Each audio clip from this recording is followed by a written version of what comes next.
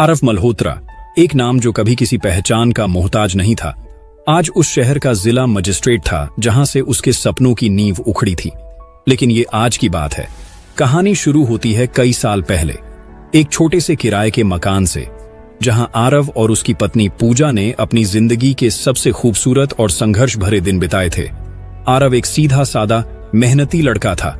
उसकी आंखें हमेशा एक ईमानदारी की चमक लिए रहती थीं और उसके होठों पर एक संतोष भरी मुस्कान खिली रहती थी।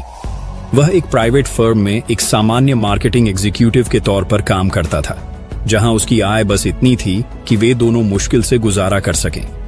दूसरी ओर उसकी पत्नी पूजा सिर्फ उसकी पत्नी नहीं थी, बल्कि उसका जुनून थी, उसका सपना थी। पूजा बचपन से ही एक पुलिस अधिकारी बनने का सपना देखती थी और अब वह यूपीएससी की तैयारी में जी जान से जुटी थी। उन दिनों उनका जीवन संघर्षों से भरा था, लेकिन प्रेम से भीगा हुआ। आरव के लिए पूजा का सपना उसका अपना सपना बन गया था। वह हर पल पूजा के साथ खड़ा रहता। सुबह 5 बजे उठकर उसके लिए चाय बनाना, उसके नोट्स को व्यवस्थित करना, रात भर जाग कर उसके रिवीजन में मदद करना, ये सब आरव की दिनचर्या का हिस्सा था। जब पूजा पढ़ने में थक जाती तो आरव उसे कहानियां सुनाता, उसके लिए पसंदीदा व्यंजन बनाता और उसे कभी अकेला महसूस नहीं होने देता। उसके लिए पूजा की सफलता ही उसकी अपनी सफलता थी। उसने कभी अपने करियर या अपनी जरूरतों के बारे में नहीं सोचा। उसका पूरा अस्तित्व पूजा के इर्द गिर्द घूमता था। एक शाम पूजा एक मॉक टेस्ट में असफल हो गई और पूरी तरह टूट गई। वह रो रही थी और उसके आंसू आरव के सीने पर गिर रहे थे। मैं शायद ये कभी नहीं कर पाऊंगी आरव, उसने सिसकते हुए कहा था। आरव ने उसे कसकर गले लगाया था। तुम करोगी पूजा, मुझे तुम पर पूरा भरोसा है। ये सिर्फ एक छोटी सी रुकावट है, मैं तुम्हारे साथ हूं, हम मिलकर इसे पार करेंगे। आरव के ये शब्द सिर्फ दिलासा नहीं थे, बल्कि एक अटूट विश्वास की डोर थे जिसने पूजा को फिर से उठने की ताकत दी। उसने अपने सपनों को पूजा के सपनों के साथ ऐसे बुन दिया था कि उनके बीच कोई फर्क नहीं बचा था। कई बार आर्थिक तंगी भी सामने आती थी। आरव ने अपनी कुछ पसंदीदा किताबें बेच दी, अपनी पुरानी बाइक ठीक करवाने की बजाय पैदल ऑफिस जाना शुरू कर दिया, बस इसलिए कि पूजा की कोचिंग की फीस और उसकी किताबों का खर्चा पूरा हो सके। पूजा को ये सब पता था। वह हर उस छोटे से छोटे त्याग को पहचानती थी जो आरव उसके लिए करता था। उसने कई बार आरव से पूछा, क्या तुम्हें कभी नहीं लगता कि तुम अपने लिए कुछ नहीं कर रहे? आरव मुस्कुरा देता था, मेरा अपने लिए तो तुम हो पूजा, तुम्हारी सफलता मेरी सबसे बड़ी जीत होगी।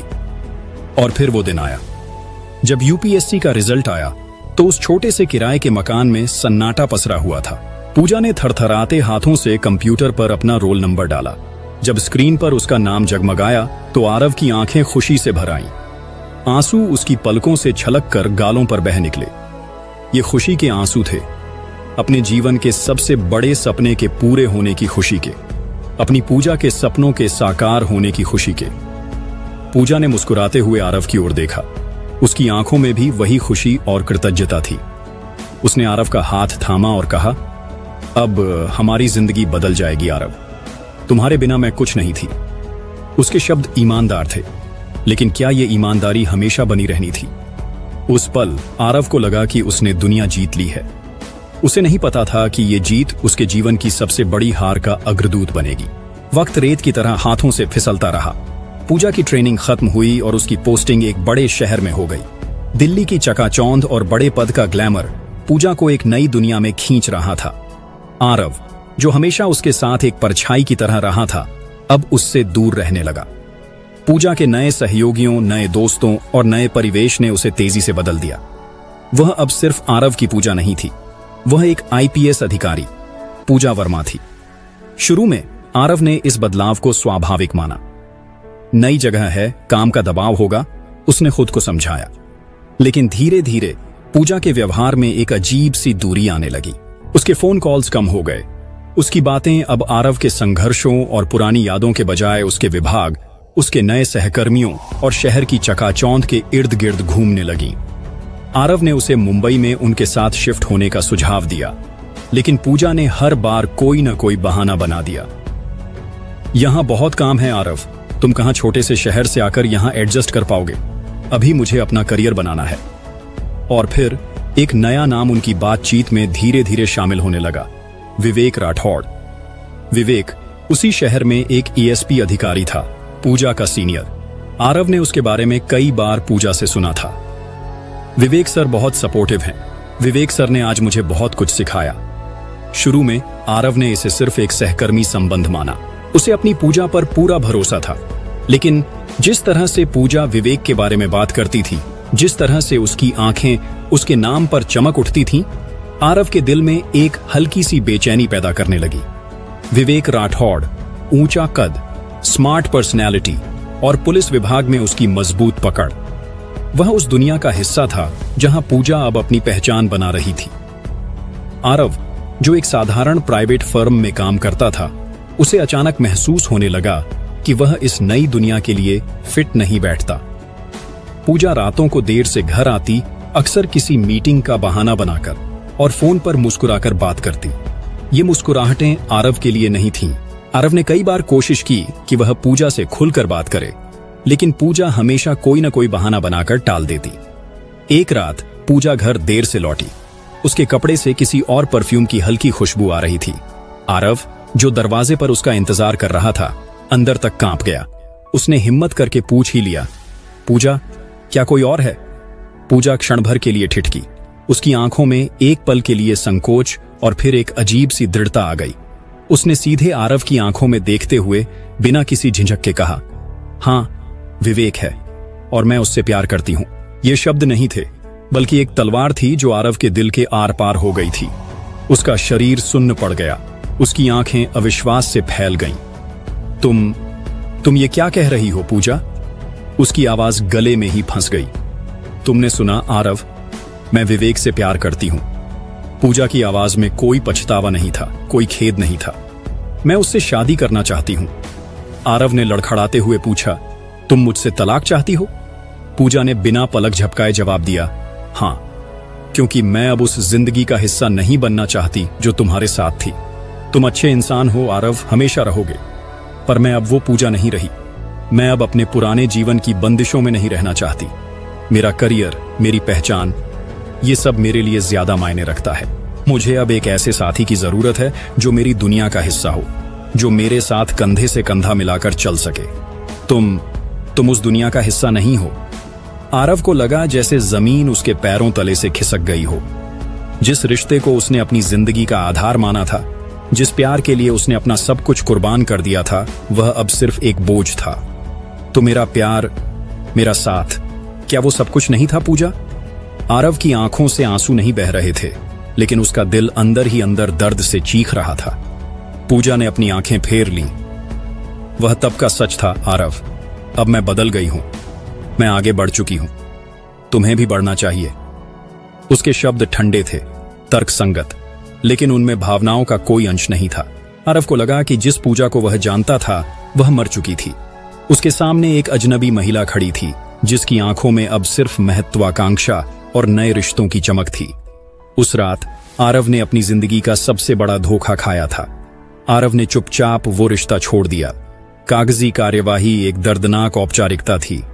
पूजा ने जल्दी ही सब कुछ निपटा दिया, मानो वह इस रिश्ते से जितनी जल्दी हो सके छुटकारा पाना चाहती हो। आरव ने किसी से कोई शिकायत नहीं की, कोई विवाद नहीं किया।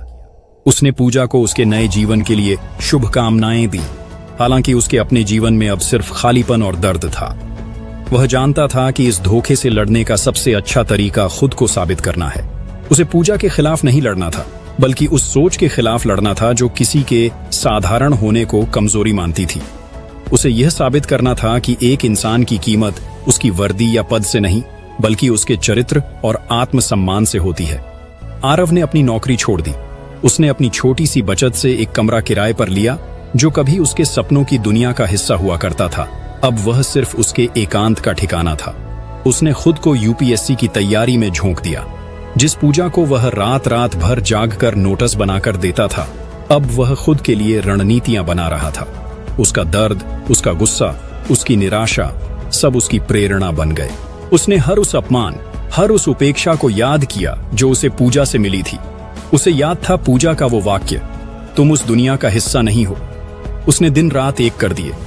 सुबह 4 बजे उठना, देर रात तक पढ़ाई करना, खाने पीने का भी उसे ध्यान नहीं रहता था। कभी कभी जब वह थक जाता तो पूजा के वे शब्द उसके कानों में गूंजते, तुम अच्छे इंसान हो, पर मैं अब वो पूजा नहीं रही। ये शब्द उसे और मजबूत करते थे। वह साबित करना चाहता था कि अच्छे इंसान सिर्फ अच्छे ही नहीं होते, वे सफल भी हो सकते हैं अगर उनके पास दृढ़ इच्छा शक्ति हो। आरव ने लाइब्रेरी को अपना दूसरा घर बना लिया। वह हर किताब को, हर विषय को ऐसे पढ़ता था जैसे वह अपने अतीत के हर दर्दनाक पल को मिटा रहा हो। प्रारंभिक परीक्षा, मुख्य परीक्षा, साक्षात्कार, हर पड़ाव पर उसने खुद को साबित किया। उसके भीतर एक आग जल रही थी, आत्मसम्मान की आग। वह सिर्फ एक परीक्षा नहीं दे रहा था, बल्कि अपने जीवन का सबसे बड़ा युद्ध लड़ रहा था। उसके दोस्त और परिवार ने उसे सहारा देने की कोशिश की, लेकिन आरव ने खुद को पूरी तरह से पढ़ाई में समर्पित कर दिया था। उसका अकेलापन उसकी सबसे बड़ी शक्ति बन गया था।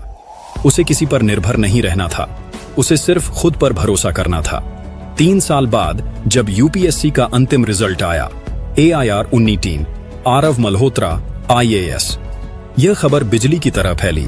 उस छोटे से किराए के कमरे में जब उसने अपना नाम देखा तो उसकी आंखों में फिर से आंसू थे, लेकिन इस बार ये आंसू दर्द के नहीं, बल्कि असीम संतोष के थे। यह उसकी जीत थी, उसके आत्मसम्मान की जीत। पूरे देश में उसका नाम था। गांव से लेकर दिल्ली तक लोग उसकी मिसाल देने लगे। अखबारों में उसके संघर्ष की कहानियां छपीं, जिसमें उसके अकेलेपन और उसकी दृढ़ता का जिक्र था। दुनिया ने उसे दाग वर्दी का नहीं, रिश्ते का था, कहानी के नायक के रूप में पहचाना। आरव को अपनी पहली पोस्टिंग एक ऐसे जिले में मिली जो कुछ ही दूरी पर था, जहां पूजा अब एक SP के रूप में तैनात थी। किस्मत का खेल भी कितना अजीब होता है। आरव ने कभी सोचा भी नहीं था कि उसे कभी पूजा का सामना करना पड़ेगा, लेकिन अब वे एक ही प्रशासनिक क्षेत्र में काम करने वाले थे। उसी साल एक प्रशासनिक मीटिंग में पूजा और आरव आमने सामने बैठे थे। मीटिंग का हॉल भरा हुआ था। पूजा, अब एक परिपक्व और अनुभवी SP, अपनी वर्दी में आत्मविश्वास से बैठी थी। उसकी नजर जब हॉल में दाखिल होते आरव पर पड़ तो उसकी आंखें एक पल के लिए थम सी गईं। उसके हाथ में पकड़ी हुई पेन गिर गई। सामने वही आदमी था जिसे उसने कभी साधारण कहकर छोड़ा था, जिसे उसने अपनी नई दुनिया के लिए अनफिट समझा था, और आज वो उससे कहीं ऊंचा पद संभाल रहा था और कहीं ज्यादा सशक्त भी। आरव मल्होत्रा, जिले का नया DM, उसकी आंखों में अब कोई दर्द या शिकायत नहीं थी, बल्कि एक शांत आत्मविश्वास और दृढ़ता थी। आरव ने उसे देखा, लेकिन उसकी आंखों में कोई पुरानी भावना नहीं थी, न गुस्सा, न नफरत, न प्यार। वह सिर्फ एक सहकर्मी था जिसे वह जानता था। उसने पूजा को अनदेखा कर दिया और अपनी कुर्सी पर जाकर बैठ गया। मीटिंग शुरू हुई। आरव ने अपने मुद्दों को इतनी स्पष्टता और दृढ़ता से रखा कि हॉल में बैठे हर अधिकारी ने उसे सराहा। उसकी बातें तार्किक थीं, उसके फैसले दूरदर्शी। पूजा उसे सुनती रही और उसके भीतर एक अजीब सा दर्द उठने लगा। यह दर्द पछतावे का था, उस अवसर को खो देने का दर्द जो उसने अपने हाथों से गंवाया था। मीटिंग के बाद जब सब अधिकारी उठने लगे तो पूजा ने हिम्मत करके आरव से मिलने की कोशिश की। उसने आरव का रास्ता रोका। आरव, उसकी आवाज में एक अजीब सी हिचकिचाहट थी। आरव रुका। उसने पूजा की ओर देखा। हाँ, SP वर्मा? उसकी आवाज तटस्थ थी, पेशेवर। पूजा को लगा जैसे किसी ने उसे थप्पड़ मारा हो। आरव, तुमने ये सब कैसे किया? उसकी आवाज में विस्मय और एक अजीब सी निराशा थी। आरव ने ठंडी मुस्कान के साथ कहा, जब दिल टूटता है तो या इंसान बिखरता है या बनता है। मैंने दूसरा रास्ता चुना। उसकी आंखों में अब कोई कड़वाहट नहीं थी, सिर्फ एक गहरा संतोष था। पूजा की आंखों में आंसू थे, लेकिन ये आंसू अब पछतावे के थे, खोए हुए प्यार के थे और उस ईमानदारी के थे जिसे उसने कभी समझा ही नहीं। मुझे माफ कर सकते हो? उसके शब्द एक विनती की तरह थे। आरव ने एक गहरी सांस ली। मैंने माफ कर दिया पूजा। सच कहूं तो तुम्हें माफ करने की जरूरत ही नहीं पड़, क्योंकि मैंने कभी तुम्हें अपनी गलती नहीं माना। तुम्हारे जाने से मुझे खुद को खोजने का मौका मिला। मैं अब वहां लौटना नहीं चाहता जहां से तुम्हारे साथ निकला था। उसके शब्द सीधे थे, लेकिन उनमें कोई कठोरता नहीं थी। पूजा की आंखों से आंसू बहने लगे। उसने देखा कि आरव अब वह आरव नहीं था जिसे उसने कभी अपने साधारण जीवन का हिस्सा मानकर छोड़ दिया था। वह अब एक ऐसा व्यक्ति था जिसने अपने दर्द को अपनी सबसे बड़ी शक्ति बना लिया था। उसने एक हीरोइन बनने के लिए अपनी सारी सीमाएं लांघ दी, लेकिन आरव ने एक इंसान बनने के लिए अपने सारे दर्द को पार किया। आरव उसे वहीं छोड़कर आगे बढ़ गया। उसके कदम आत्मविश्वास से भरे थे और उसकी चाल में एक नई गरिमा थी। पूजा वहीं खड़ी रही, अपनी वर्दी में, जो अब उसे दागदार लग रही थी। ये वर्दी का दाग नहीं था, बल्कि उस रिश्ते का दाग था जो उसने खुद तोड़ा था। उसे अब एहसास हुआ कि उसने क्या खो दिया था। उसने एक ऐसे व्यक्ति को खो दिया था जिसने उसे निस्वार्थ प्रेम दिया था, जिसने उसके सपनों के लिए अपना सब कुछ कुर्बान कर दिया था। और उसे यह भी एहसास हुआ कि विवेक राठौड़, जिसके लिए उसने आरव को छोड़ा था, वह सिर्फ एक पद और एक पहचान थी, जिसके पीछे कोई वास्तविक भावना नहीं थी। सपनों के लिए प्यार कुर्बान नहीं करना चाहिए, लेकिन अगर प्यार को कुचल कर आगे बढ़ा जाए तो मंजिल कभी सुकून नहीं देती। पूजा ने अपने सपनों को पाया, लेकिन उसने अपने आत्मसम्मान और सच्चे प्यार को खो दिया। आरव ने अपने टूटे दिल से एक नई कहानी लिखी, और वो कहानी अब सिर्फ एक प्रशासनिक अधिकारी की नहीं, बल्कि इंसाफ, आत्मसम्मान और अदम्य इच्छा शक्ति की मिसाल बन गई। उसने दिखा दिया कि किसी का साधारण होना उसकी कमजोरी नहीं होती, बल्कि उसके भीतर छिपी